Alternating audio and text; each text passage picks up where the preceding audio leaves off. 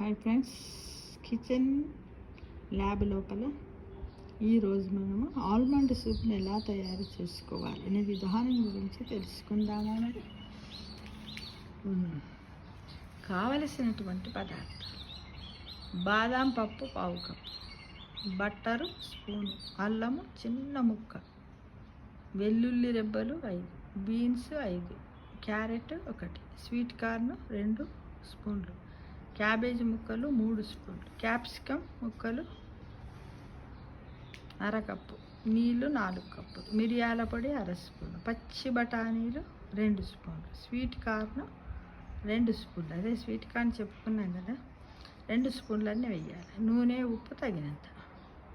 తయారు చేసే విధానం: ముందుగా బాదాం పప్పును వేడి నీళ్ళలో అరగంట పాటు నానబెట్టి పొట్టు తీసి మిక్సీలో వేసి కాస్త నీళ్లు పోసి పేస్ట్ రుబ్బుకోవాలి. బాణాలిలో బట్టర్ వేసి అల్లమి, వెల్లుల్లి రెబ్బలు దూరగా వేయించాలి. క్యారెట్, క్యాబేజీ, క్యాప్సికమ్ ముక్కలను కూడా కలపాలి. 2 నిమిషాల పాటు నీళ్లు, ఉప్పు, మిరియాల పొడి, బఠానీలు జత చేసి అన్నీ 5 నిమిషాలు ఉడికిన తర్వాత ఆల్మండ్ పేస్టును చేర్చాలి.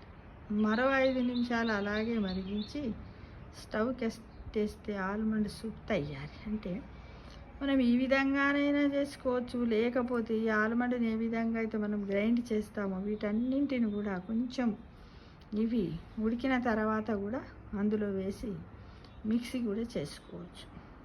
క్యారెట్ను, క్యాబేజీ, క్యాప్సికమ్ ముక్కలు విడివిడిగా ఉంటారంటే అట్టనే ఉంచుకోవచ్చు, లేకపోతే దాంట్లో వేసి చల్లారిన తర్వాత కూడా మిక్సీ వేసి ఇలా సూపులా చేసుకోవచ్చు. ఫ్రెండ్స్, ఆరోగ్యానికి కూడా చాలా బాగుంటుంది.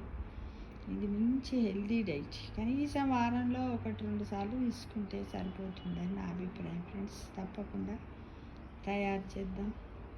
టేస్ట్ చూసి కామెంట్ బాక్స్లో పెట్టాలని ఆశిస్తున్నాను.